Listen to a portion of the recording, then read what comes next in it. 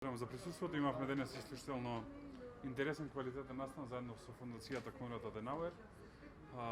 Разговаравме околу перспективите за Европската иднина на Македонија, посветени на Денот на Европа.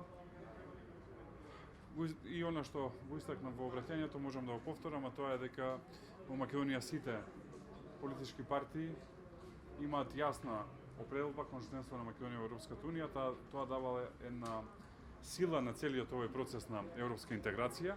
Во исто време сме соочени со блокадата која што за жал ја наметна Бугарија и мислам дека треба да македонското општество силно размислува на свртеност кон себе, односно на внатрешни реформи и економски развој, пред се во битката со организираниот криминал и корупција, како и економскиот развиток во делот на инфраструктурата и во делот на отварање на нови работни места.